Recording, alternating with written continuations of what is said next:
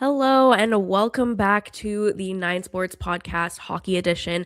I am your host, Maya Smith, back from two takeover tour games that I was lucky enough to go to this past week, which were great. It was so cool to be able to watch the PWHL in the rink that I grew up watching hockey in Calgary. And then not a great game for the Golden Eyes in Edmonton, but we still had a fun time at the game there.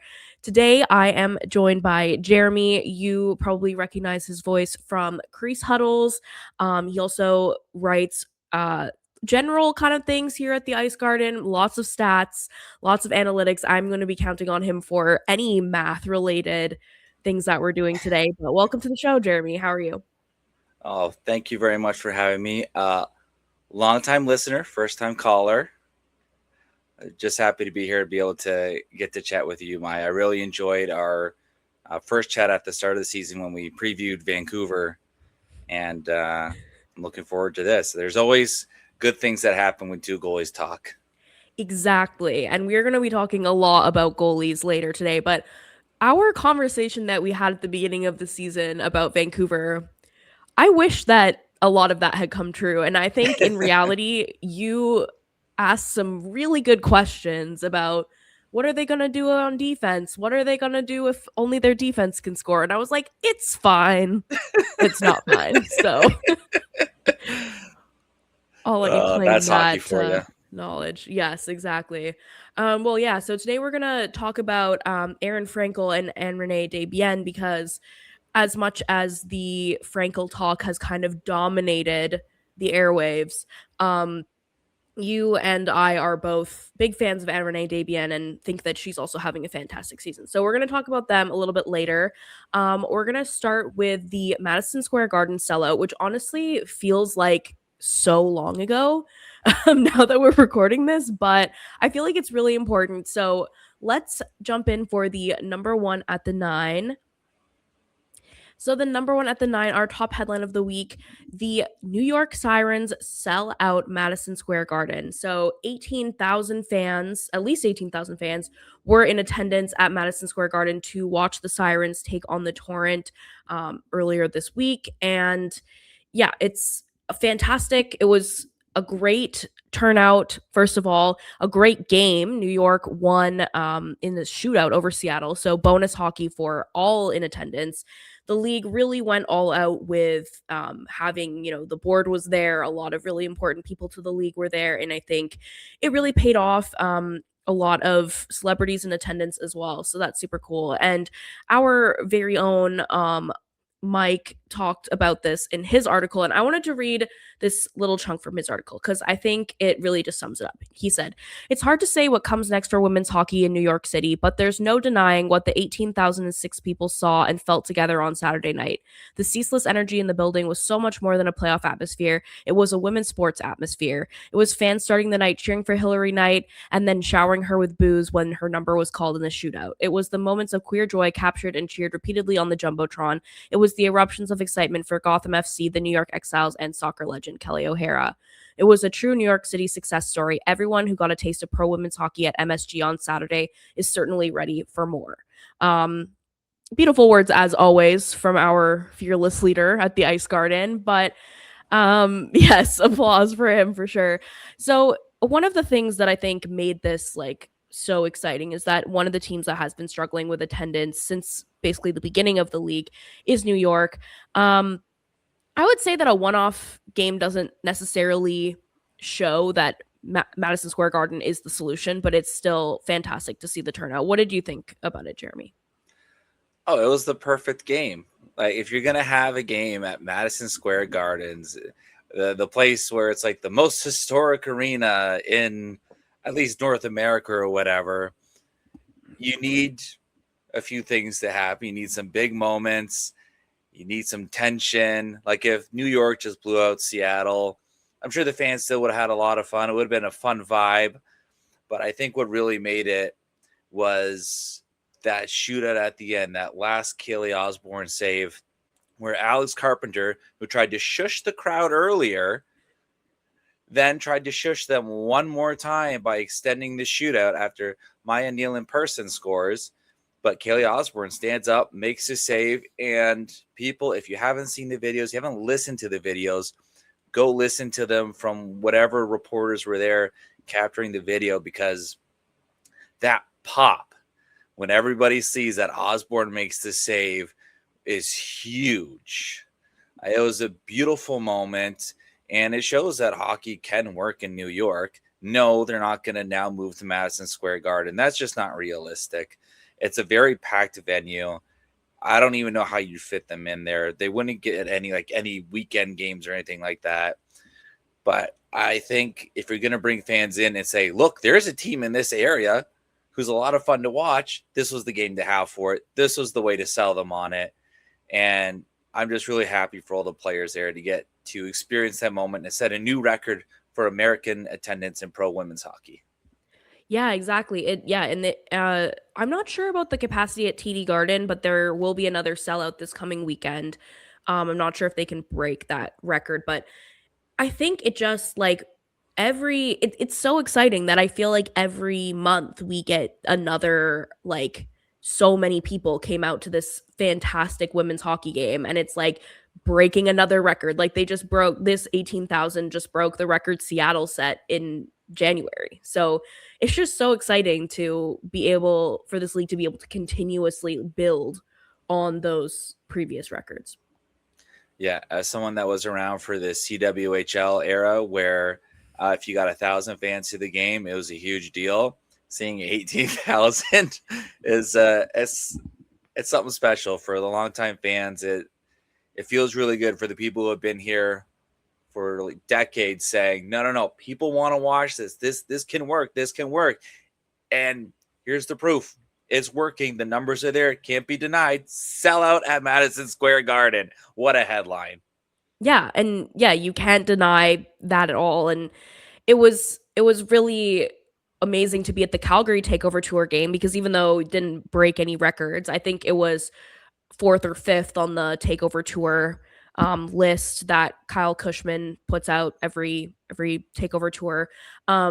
But as you said, like, I went to one of the last Calgary Inferno games when they still existed, and it was in a rink I played in growing up as a kid, and there were maybe 50 people in the stands with my dad and I. And then going to this game at the Saddle Dome that was nearly sold out. The crowd was just so into it. So many people even wearing Inferno jerseys that, like, I've not seen for like almost 10 years. It was just like, I'm so glad that people are remembering kind of who paved the way to get here, but it's also so amazing to see that, like, this is the payoff. It's excellent to see. And yes, it something I, as a history nerd myself, I absolutely love seeing the players walk in with the Calgary Inferno jerseys. Yeah. It feels great to acknowledge the history that led to this moment, because the PWHL doesn't exist without being built upon the backs of countless women and players and people behind the scenes who kept the game kind of going until they were able to reach this moment here. Because without that, without people continuing to play, putting on, the PHF, the CWHL, the OG NWHL, everything before that came from it too. Without all that, we don't get to this moment. And I just love seeing history recognized, because those people are still alive today. Yes, it wasn't that long ago. No, it was not that long ago at all. We're not talking about ancient history here. No. And yeah, it was cool. They had Gina Kingsbury kind of did a little talk about like what the Inferno meant to the history of women's sports and the PWHL in the dressing room, and they had one of the former players read out the lines. And it's just great to know that people are remembering. And I mean, they were there, they were playing in it, so it's great that they want to keep telling that story. Speaking of the current day, we have a playoff race underway. Since we last talked on the podcast, Montreal and Minnesota have both clinched their spots in the playoffs. Boston was already locked in. We talked about that last week. And the remaining playoff spot is technically up for grabs for anybody.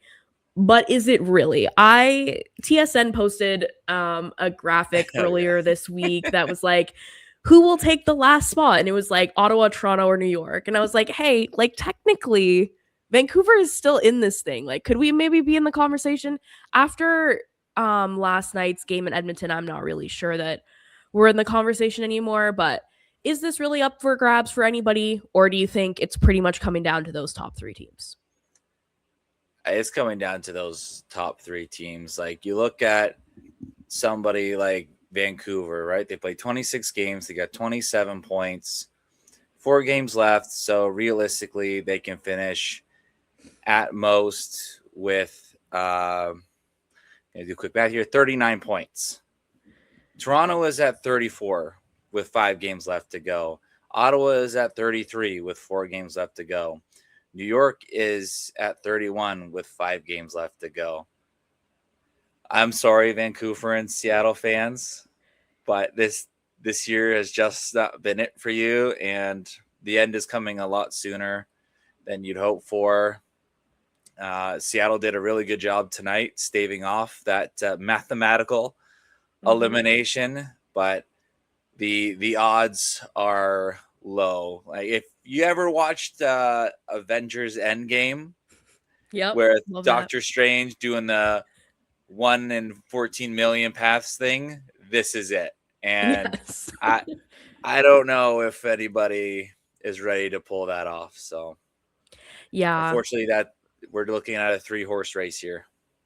I agree with you. And yeah, so Seattle could have been eliminated tonight on Wednesday when we're filming this or recording this, but they did win over the Charge, which I was only thinking of it from a Seattle standpoint, like, hey, they're still in. But Charge fans were not happy that they were not able to get this done against the Torrent and on home ice. And they are trying to fight for every possible point because they need that to get in, even though they have a better chance. So Seattle lives to see another day. But I believe Dylan was saying, and I don't know math enough to know that this is correct, but if it ends up coming down to having to win or lose another game, it'll come down to playing Vancouver on Tuesday, I believe. So that will be exciting at least. Yeah, I think Dylan pointed out, or it was pointed out somewhere online anyways, that if Seattle just loses a single point, like if they go to overtime, even if they win, they're still out, because Ottawa, New York, and Toronto all have 3 games against each other left remaining. So there's points guaranteed to go to those teams, which means that there's a certain echelon or upper ceiling that Seattle has to get to. And they literally, the margin of error is 0 at this point. And yeah, unfortunately, it hasn't really been a season for them where they have a 0 margin of error. So no, they almost blew it tonight. Yeah, exactly. And I was going to ask in the press conference yesterday after the Boston Vancouver game, like, what do you start to work towards if the playoffs aren't really in the cards anymore? But it was an interesting press conference, and I didn't think it was really the time to bring that up. But is it worth it for these teams to continue to try and drag out this push to the playoffs, or should they just be accepting their fate and realizing that the sooner they get eliminated, the more likely they are to get enough points to get that first overall pick? Maya, I have a question for you. Have you ever met an elite athlete that is not delusional as hell? Exactly. Whether it's the right thing to do or not, they're not going to do it. No, we're talking about, and I mean this lovingly to any of these PWHL players or hopeful PWHL players, but you got to be an absolute psycho to make it to this stage. Like, I know Emma Malte on TikTok or in various social media. She's an absolute sweetheart. She looks like an absolute sweetheart. On the ice, though, she's an absolute psycho. And so is pretty much everybody else in this league. You don't get this far unless mentally you believe that you can be superhuman. That's what separates these players from the players that don't make it, is that you got to absolutely believe in yourself. You got to be so delusional about yourself. You got to have high amounts of confidence in yourself. So these players, if they're still in it, they're going to keep on going. And we kind of saw that with New York the past 2 years when they were Mm-hmm. pretty much all but mathematically eliminated. They'd get off a couple wins. It wouldn't matter because the teams that they needed to lose didn't lose. And so they were mathematically eliminated that way, but they still put up a fight at the end. That's what these players do. And you also have to consider they're fighting for jobs for next year. Very true. There's some kind of expansion coming. We don't know if it's 2, we don't know if it's 4, but there's jobs that are going to be up for grabs, possibly with expansion teams, with their team. There's another draft class coming in. You can't slack off. You can't be the type of player that's like, you know what? We're out. It's over with. I can just put my feet up, right? Because every other GM and scout's going to look at that and be like, oh, this person doesn't fight hard to the end of the season. How can we trust them? And then boom, you're out of the league. Dream over with. So even though for us as journalists, mathematical elimination, we kind of know where we stand on that. The players, they're waiting until they are told you cannot get into the playoffs now. Exactly. Yeah. Yeah. General managers, front office staff, journalists, we have to be realistic. Athletes, they can't afford to be realistic. They're not allowed to be realistic. Yeah.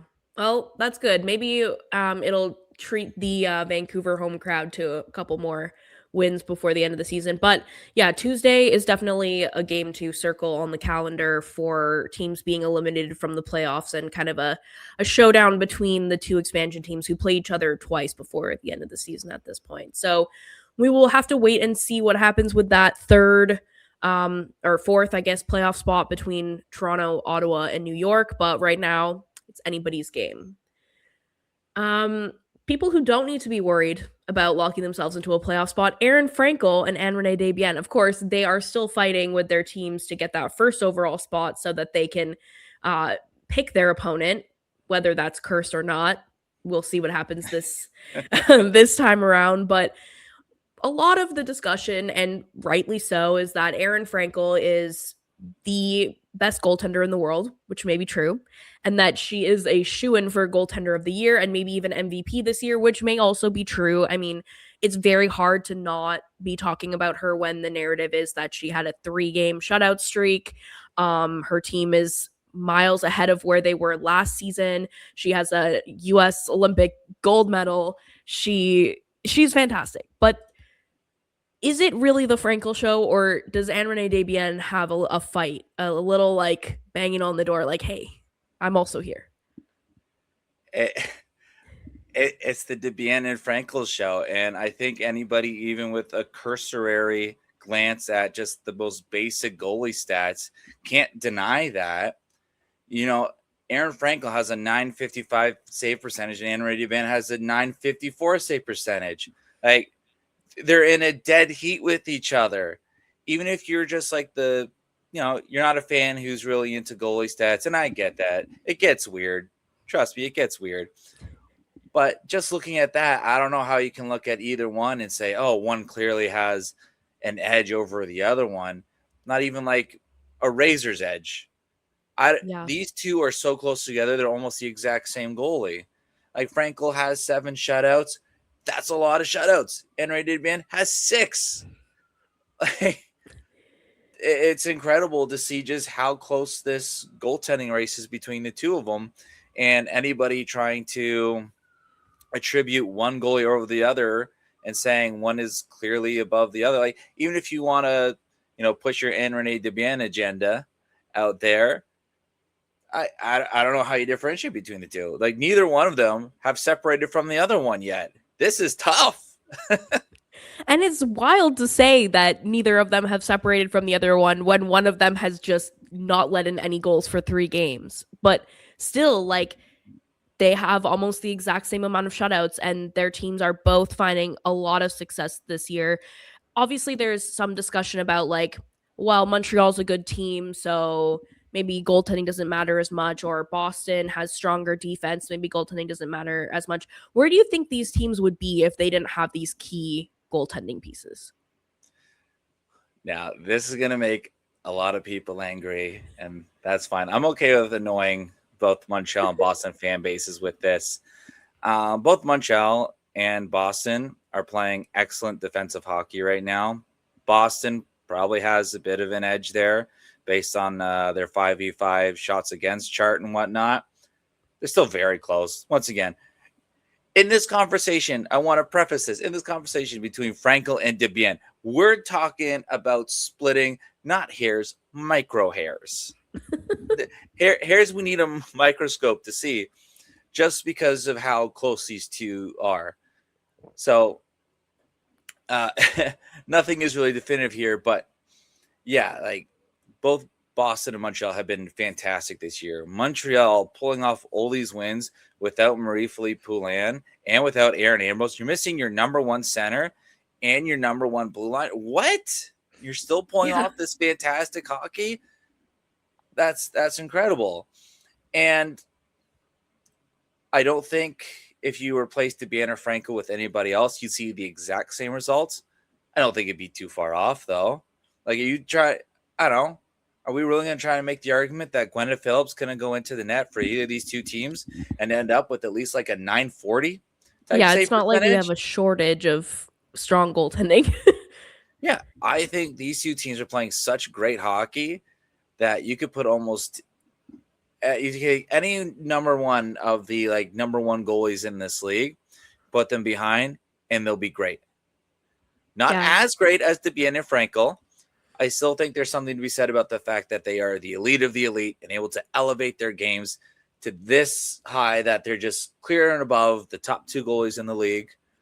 But I think you could put almost anybody in net and see success. And we're kind of seeing that with Boston's backup goalies, at least. They've had Abby Levy in net and they've had Amanda Thiele in net. And none of those games have gone off the rails.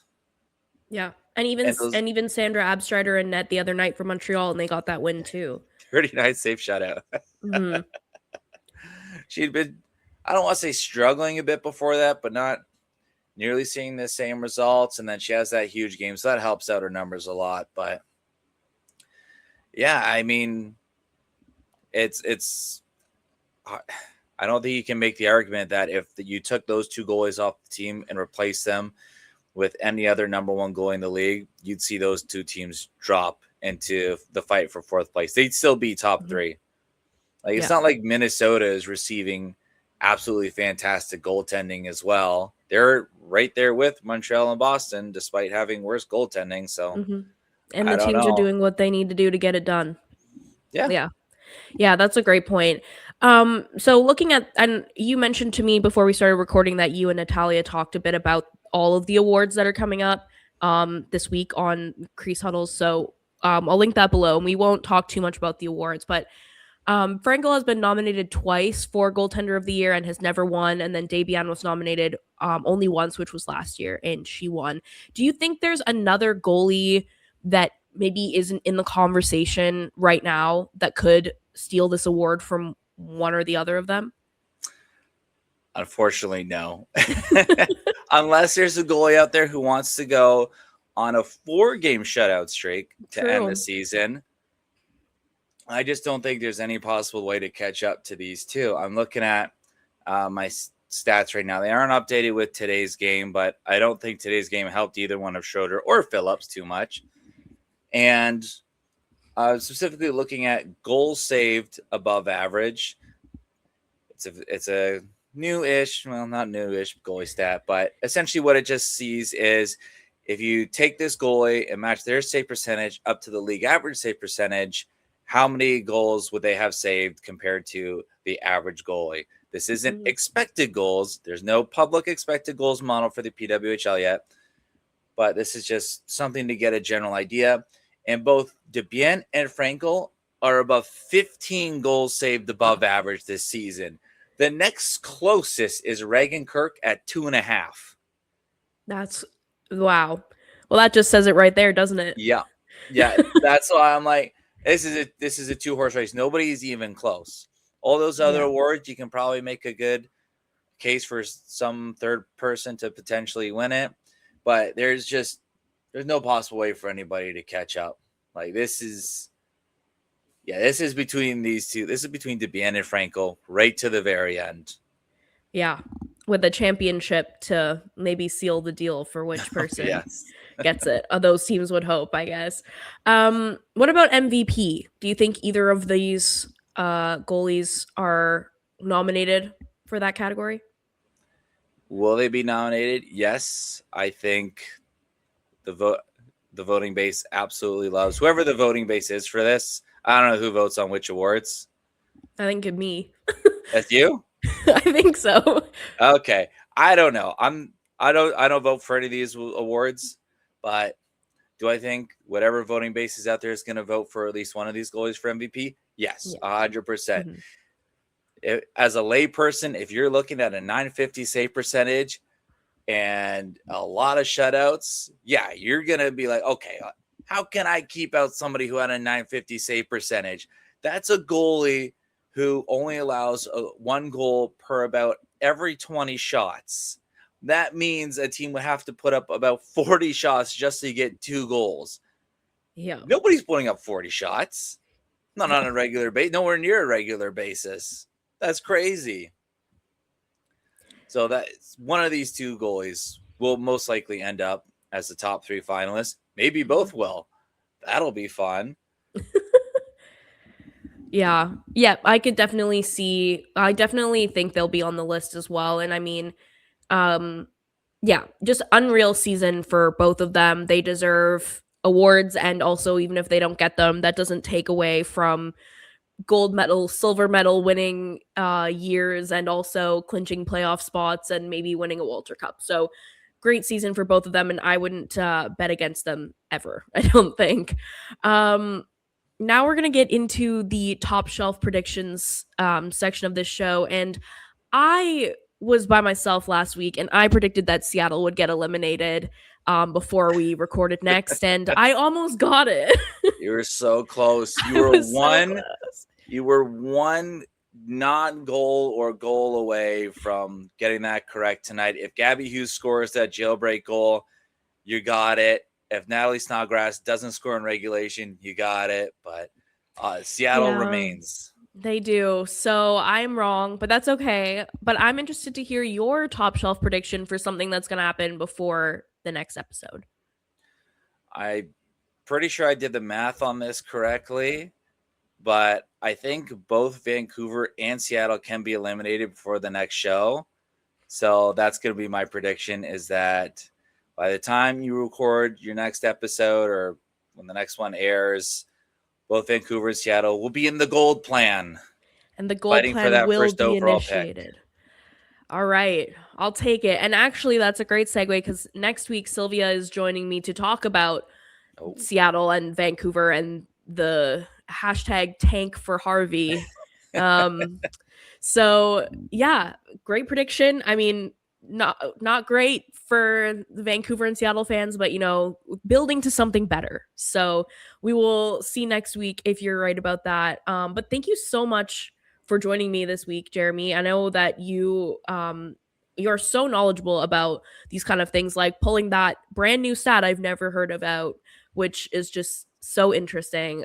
We're both goalies. We love the numbers. I used to be like the only person who would be like watching my stats playing like midget B hockey, and everybody would be like, why do you know those things? And I'm like, I need to know where I stand. So thank you for bringing those awesome numbers. Where can people find you other than on the Ice Garden? You can just follow me on social media at Crease Giants, or search up Giants in the Crease. But other than that, yeah, just whatever Ice Garden content I put out. As you mentioned at the top of the show, run a podcast with Natalia, the New York Sirens beat writer, just on general topics in women's hockey. So cover everything from NCAA, youth sports, into the PWHL. And then, yeah, just look for my writing. I don't know. I don't really have a beat. They just say, go ahead and write stuff. And hopefully the editors don't hate you too much after you write whatever you write. And you deliver. You do put out a lot of great stuff, like your piece. I think your most recent one was about the SDHL finals. So yeah, definitely check out Geremy's work. I'll link everything down below. And thank you so much for tuning in to this episode. If you aren't already, hit that follow button or subscribe, however you're taking in this podcast. And if you have the means and want to subscribe to the Nine Sports website, get all of the articles that our fellow journalists pump out every single day: basketball, soccer, gymnastics, golf, anything that you could possibly want. Definitely, we would appreciate if you do give them a little bit of your money and subscribe. So thanks so much for listening, and we'll be back next week.